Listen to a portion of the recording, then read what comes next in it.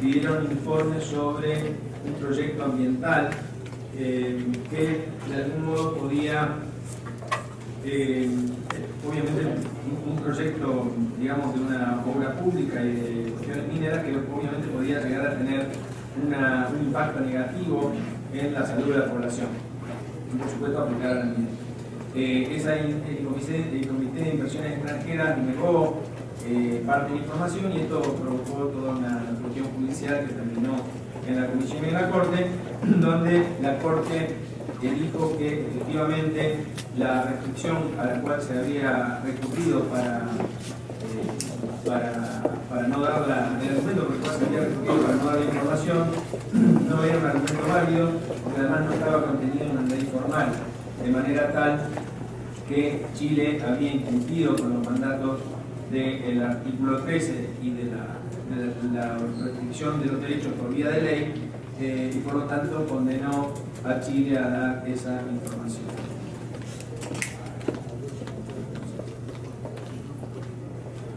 Bueno,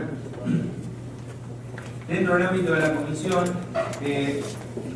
ha creado la Relatoría Especial de Libertad de Expresión. Yo les recomiendo a aquellos que por aquí quieran investigar algún tema relacionado con la libertad de expresión que busquen los informes de la relatoría, porque la verdad es que es una relatoría ultra activa. De hecho tiene un espacio en el edificio, un espacio muy especial en el edificio que está en Washington, de Naciones Unidas. Yo tuve la oportunidad de visitarlo y se le da mucha relevancia en el ámbito de la comisión al trabajo de la Relatoría de Libertad de Expresión. Por supuesto, tiene no solamente una gran actividad en cuanto a ser el que emite los dictámenes sobre la situación en cada país, sino que además ha adoptado o ha contribuido a la adopción de principios internacionales como los principios de Lima del año 2000. Fíjense, estos 10 principios están mencionados nada más por títulos, pero cada uno tiene un desarrollo. Primero, el acceso a la información como derecho humano, después la relevancia en una sociedad democrática del derecho al acceso a la información, se ocupa luego de las cuestiones de transparencia y desarrollo, la importancia, antes lo mencionábamos, el tema de la investigación, del desarrollo del progreso humano a partir de la posibilidad de acceso a la información por el Estado. Hace alusión en el principio cuarto a la obligación de las autoridades de dar el máximo desarrollo a este principio de derecho de acceso, la importancia también del rol del periodismo en la sociedad democrática y ese lugar privilegiado que tiene en cuanto a sujeto de investigación y medio de formación de la opinión pública, y por eso también, se le garantiza el derecho de protección a las fuentes periodísticas, derecho que nuestras constituciones en líneas generales ha ido también reconociendo de manera expresa. Bueno, la necesidad de adoptar una legislación específica que favorezca el acceso a la información. Excepciones, ahí trae las excepciones limitadas. Los principios de Lima son las excepciones que vimos antes, limitadas en cuanto básicamente a la reputación, los derechos de los demás, la seguridad nacional, el orden, la moral pública, etc. Pero limitadas en por vía de ley, también la protección de las fuentes y la protección legal del acceso a la información, en el sentido de que haya necesariamente un procedimiento administrativo y un procedimiento judicial apto para ventilar y resolver rápidamente esa restricción a la libertad de información. Dentro de los considerados esos principios se considera que muchas veces la información cuando llega tarde ya no es útil porque las violaciones han sido consumadas. Entonces, en este sentido se reconoce la necesidad de que existan procedimientos administrativos y judiciales rápidos que garanticen estos derechos. Bien, en el ámbito ya de la Corte Interamericana, salimos de la Comisión de la Corte, hay dos opiniones consultivas que no las vamos a mencionar más que como referencia, que son viejas del 85 y del 86, uno de la colegiación obligatoria de los periodistas, que obviamente concluyó que esa colegiación obligatoria era inconvencional, y la de la exigibilidad de derecho a rectificación o respuesta, que reconoce la operatividad plena de ese derecho, pese a que el artículo 14 dice al final que se reconoce el derecho a rectificación o respuesta en las condiciones que establezca la ley. Esa frase, en las condiciones que establezca la ley, se entendió como no un diferimiento derecho a la voluntad del legislador para cuando quiera reconocerlo, sino como un mero diferimiento de algunas características secundarias, pero que el legislador no puede de ninguna manera restringir el núcleo duro del derecho a rectificación o respuesta, de manera tal que la Corte ha dicho con toda claridad que es plenamente operativo ese derecho, pese a que la legislación interna no lo haya regulado. Bueno, entre los contenciosos relacionados con la libertad de expresión, aquí tienen algunos, yo los voy a pasar. Claude Reyes ya lo acabamos de mencionar. Yo acá puse, si bien puse un detalle antes, acá dejé solamente dos. Claude Reyes y otro versus Chile de 2006, que se lo acabamos de mencionar, y Gómez Lund y otro contra Brasil, que fíjense que se refiere precisamente a datos de personas desaparecidas. Y aquí, este caso que es más reciente, de 2010, se trataba de una información que se había negado a familiares de esta persona que había sido obviamente desaparecida por el gobierno brasileño en la época militar, y la Corte hizo claro hincapié en cuanto a la necesidad de que, fíjense, en caso de violaciones de derechos humanos, las autoridades estatales no pueden ampararse en mecanismos como el secreto de Estado, la confidencialidad de la información por razón de interés público o seguridad nacional, para dejar de aportar la información requerida por las autoridades judiciales o administrativas encargadas de la investigación. Concluyó que el Estado no puede ampararse en la falta de prueba de la existencia de los documentos. Y acá lo que había dicho el Estado, no tenemos, y usted no ha probado que tengamos eso, es una prueba imposible. Decirle al particular que pruebe usted que nosotros tenemos un documento es como una prueba de ahora, es imposible. La Corte dijo que no se puede exigir probar esto, y que además el Estado no solamente tiene que no es el particular el que tiene que probar que el documento lo tiene el Estado, sino que el Estado además tiene que probar que adoptó todas las medidas necesarias para encontrar esa información. Bien, bueno, acá después viene la opinión de la Relatoría de Libertad de Expresión en cuanto al acceso a información pública, que son también una serie de principios que vamos a desarrollar en dos slides. Legitimación activa amplia, es decir que no solamente aquel que pueda estar afectado por una información a la cual no puede acceder, sino que cualquier ciudadano puede acceder a la información en poder del Estado. Una obligación positiva del Estado solicitar la información o otorgar una respuesta fundamentada a una solicitud, no solamente con un argumento, sino debidamente fundamentada. Allí se asentó el principio que la falta de respuesta es incompatible con la Convención. Legitimación pasiva también muy amplia, todos los órganos y autoridades, y no solamente la autoridad administrativa, lo cual incluye obviamente el Poder Judicial. El objeto del derecho es cualquier sistema de información y no solamente los documentos, es decir que no estamos hablando del antiguo derecho de acceso a los documentos administrativos del siglo XVIII, sino que estamos hablando del derecho de acceso a cualquier sistema de información que pueda estar en poder del Estado bajo la forma que fuera, incluyendo por supuesto los bancos de datos. Reconoce los principios de máxima divulgación, publicidad y transparencia como garantía del derecho de acceso, y incluso la obligación de poner a disposición información de oficio, que esto es muy importante porque siempre hay una reticencia por parte del Estado a ponerla de oficio e incluso a generar información. Si bien alguno de los argumentos es que no hay una obligación de generar información, personalmente entiendo que cuando la información puede ser generada de manera muy fácil por parte del Estado a través de sistemas informáticos, esta obligación debiera ser legal. Es decir, si supongamos, por decir algo, el Poder Judicial puede establecer a partir de su base de datos con un sistema informático X a través de estos gráficos cómo es la evolución del tratamiento de sus causas, tiene que hacerlo, independientemente de que no exista esa obligación legal de proporcionar esa información. Si todo lo que contribuye al esclarecimiento de la ciudadanía de pautas fundamentales, como por ejemplo cuántas causas ingresan, cuántas causas perimen, de qué manera, cuántas han llegado a resolución, cuántas han quedado en etapas probatorias, etcétera, etcétera, cuántas han tenido medidas cautelares, etcétera, cuáles han sido transadas por las partes. Toda esa información, si puede ser graficada, facilita el trabajo incluso del legislador, que tiene que buscar, por ejemplo, medios alternativos de resolución de conflictos, en fin. Este principio, digamos, de poner de oficio a disposición de información también tiene que ser complementado por este deber por lo menos moral por ahora, y en algunos casos tendría que ser legal, repito, de generar información a través de estos sistemas informatizados que con poco esfuerzo pueden dar un beneficio importante a la población en cuanto a poder entender cómo funciona el sistema y buscar soluciones para el mejoramiento de la calidad del servicio de justicia. Bueno, después dice, por supuesto, que tiene que haber un procedimiento administrativo para ejercer el derecho a buscar información, un recurso judicial para garantizar el derecho de acceso, y si no, el Estado lo debe crear. La obligación del Estado de adoptar normas y prácticas para garantizar el derecho de acceso o suprimir o enmendar normas y prácticas que traen limitaciones al mismo. Bueno, después destaca la relación entre el derecho de acceso y la participación política, que ya lo hemos mencionado, y en cuanto sí. ¿Ah, no está? No me escuchan, ¿no? ¿Cómo? Ah,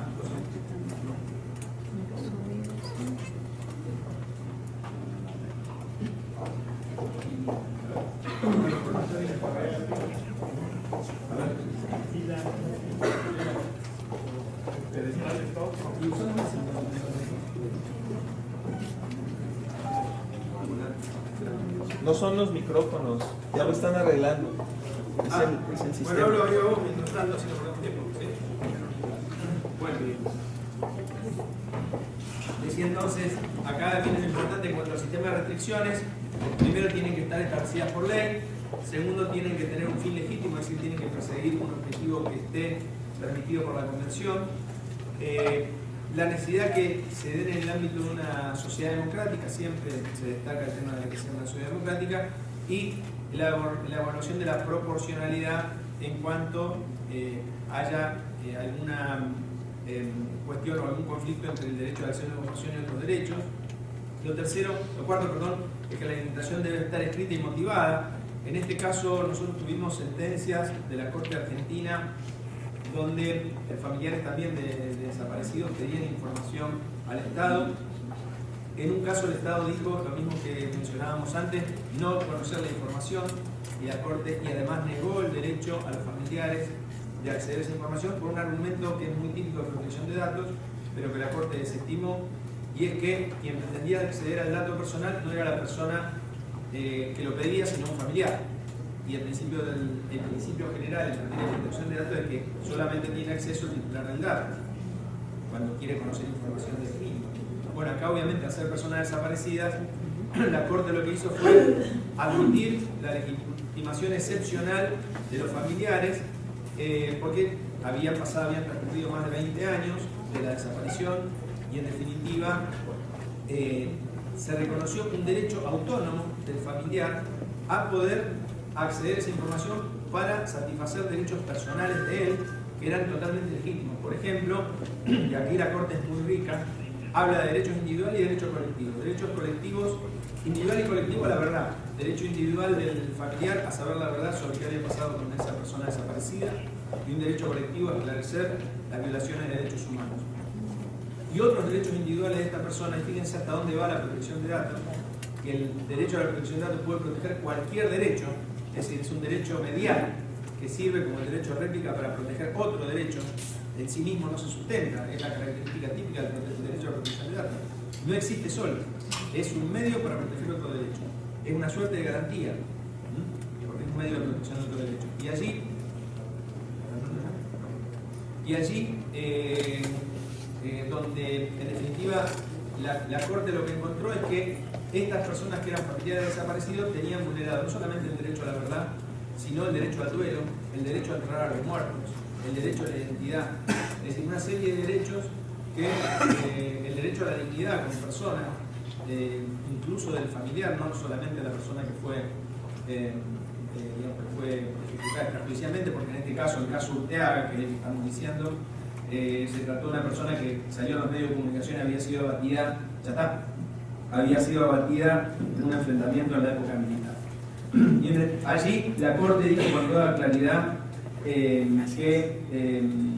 este derecho era un derecho que excede la individual, y que no podía pararse el Estado en decir que no tenía información, que tenía lo mismo que dijimos antes, que esforzar o realizar los esfuerzos necesarios para encontrar la información si es que existiera. Y el segundo caso, el caso Santucho, que es un caso igual, de un familiar de otra persona que había sido batida en esa época. En ese caso, digamos, la parte demandada, que era el Estado, argumentó que se trataba de una cuestión de seguridad pública y por lo tanto no proporcionó la información. La Corte lo que dijo es que había que fundamentar y que no podía solamente decirse que era una cuestión de seguridad pública, sino que había que, y esto también se repitió en un fallo posterior en el año 2008, sino que hay que declarar de manera absolutamente fundada y justificada por qué no se, y por supuesto tiene que estar fundada en una ley esa excepción. O por lo menos si no está fundada en una ley, tiene que estar fundada en la Convención Americana o en una norma con categoría legal o supralegal, pero no inferior a ley formal. Bueno, la limitación al acceso debe ser temporal y o condicionada a la desaparición de su causal. Eso también es importante. Bueno, ustedes saben que los secretos nunca son permanentes, sino que normalmente las leyes traen una limitación temporal que pueden tener que ver con determinada cantidad de años. Por ejemplo, la ley peruana habla de 12 años, o de acuerdo al tipo de secreto que se trate, más o menos años, cuando estamos hablando de, digamos, secreto en poder del Estado. Por supuesto que se trata de un secreto industrial, la limitación no tiene límite de tiempo. Estamos hablando de eventos que pueden haber producido en, digamos, en el ámbito público, que puedan haber sido necesarios mantenerlo en secreto por una cuestión de seguridad nacional o lo que fuera. Bien, vamos a entrar a las reglas de ley. Ahora entramos bien de lleno en materia judicial. Aclarando lo siguiente. En primer lugar, que todas las leyes de protección de datos y los convenios y declaraciones traen normas específicas en todos los casos para el sector público. Sí, hay normas que son generales y normas específicas para el sector público. En el caso, por ejemplo, de Argentina, hay una serie de reglas que están a partir del artículo 24 que se refiere a los bancos de datos en poder del Estado.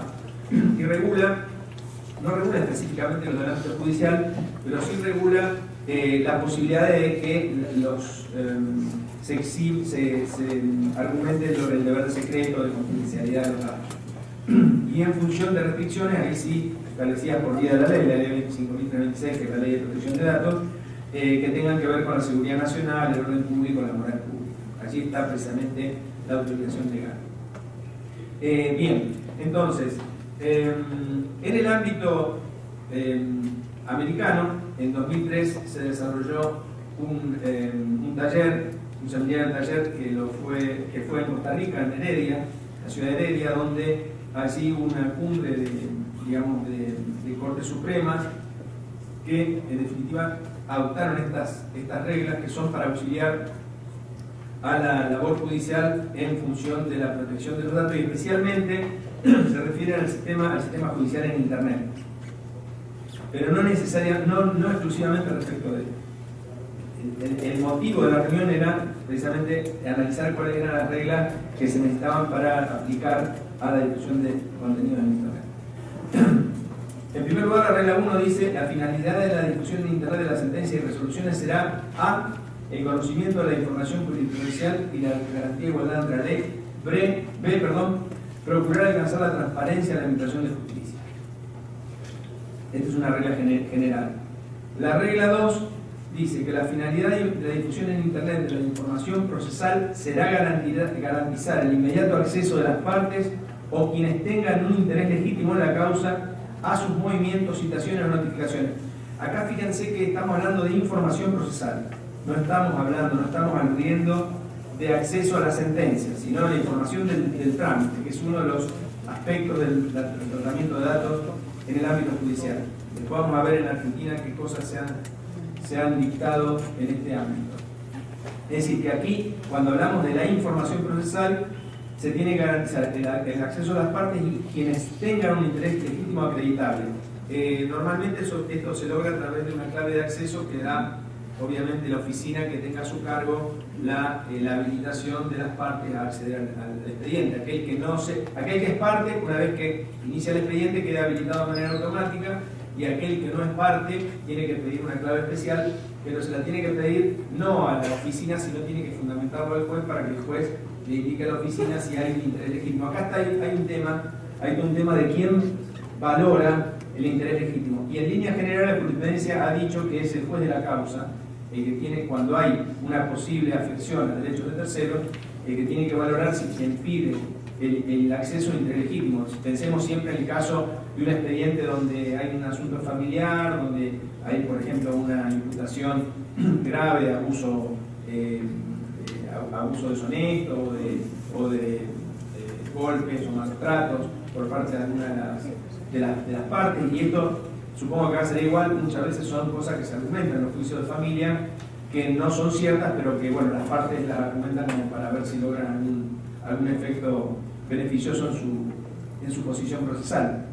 Sobre todo es muy común ciertas resistencias típicas de mujeres y varones, que bueno, mejor no las vamos a mencionar porque sería excedernos un poquito del tema de hoy, pero sí, es cierto que muchas veces las denuncias de un lado y del otro son excesivas, y si esto se ventilara, ya va a haber una presunción social de que esa persona fue violenta o que esa persona realmente cometió determinado delito respecto a sus cónyuges o de sus hijos, y ya sabemos que cuando esto sale al ruedo, ya nos separa y esa persona directamente queda digamos, socialmente desestimada en la consideración social.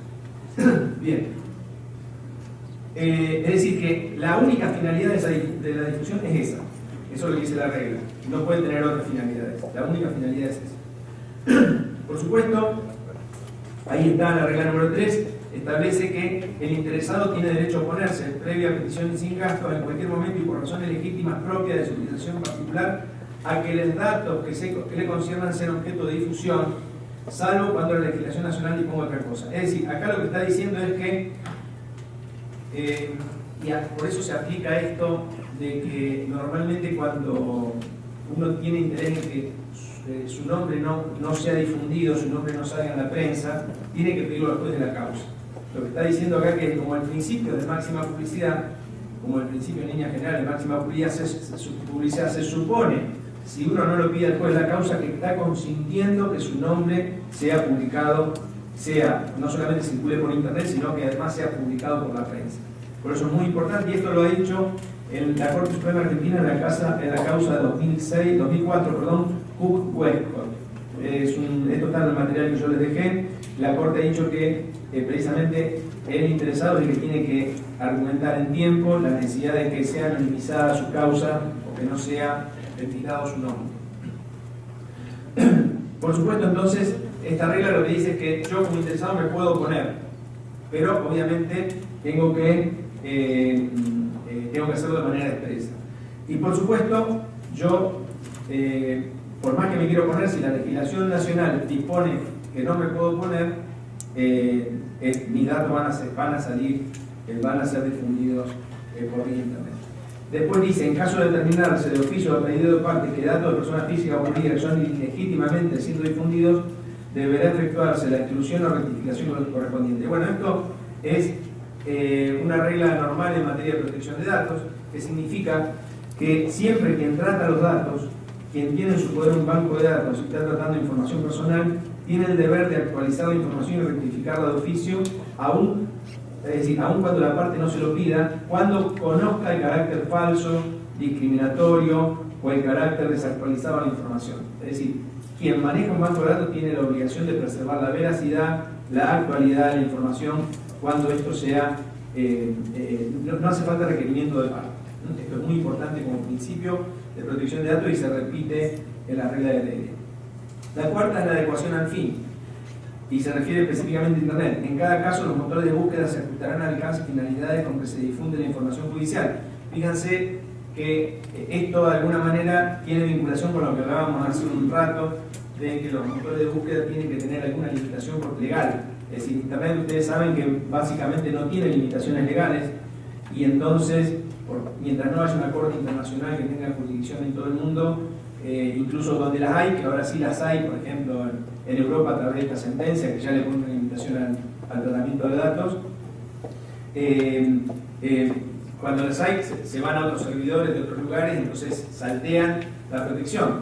Lo que hizo la Comunidad Europea o la sentencia del Tribunal Europeo fue decir que no solamente esto tiene una aplicación extraterritorial, es decir, en la medida que concierna a personas que están domiciliadas en la Unión Europea, no importa si la vinculación está siendo hecha por no Google Spain, sino Google en otro lado, el buscador lo tiene que eliminar en todo caso.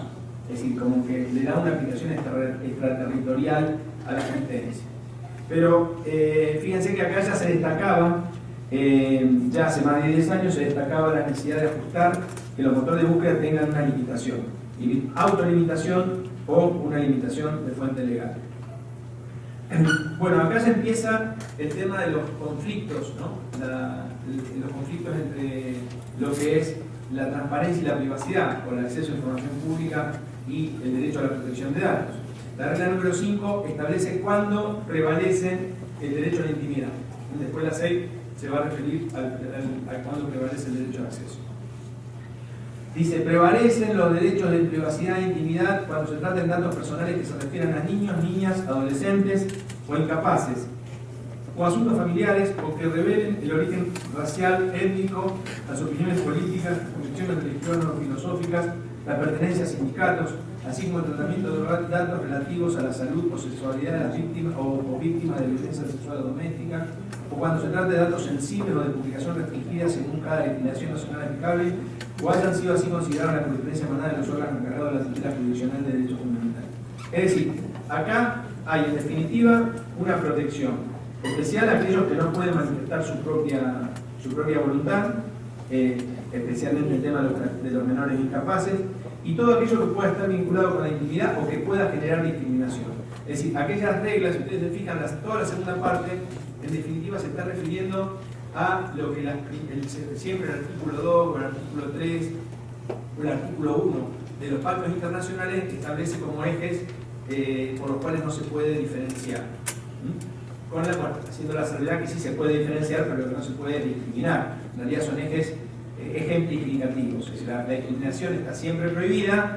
La distinción, en el caso de uso de estos ejes, se presume inconstitucional y hay que someterla a un test más riguroso de constitucionalidad. Ejemplo típico, el eje, por ejemplo, de sexualidad o de género, es un eje que no se puede utilizar o que se puede utilizar con mucha justificación, pero cuando uno dice, bueno, acá estamos distinguiendo entre baño de varones y mujeres, nadie hace un escándalo y piensa que eso es discriminatorio, al contrario, obviamente de una manera completamente natural, aunque hoy por hoy ya podría considerarse que se pueden unificar, pero tradicionalmente se ha comprobado que los varones somos mucho más sucios que las mujeres y por lo tanto me parece bien que se sigan, basta con ir a un estadio de fútbol, ¿no? Para ver lo que ocurre con los baños públicos. Entonces creo que también esa división tiene una razón de ser que justifica la distinción. Pero bueno, estos ejes implican que cuando estén presentes algunas de estas cuestiones, evidentemente prevalece, se le da un privilegio a la privacidad por sobre la transparencia.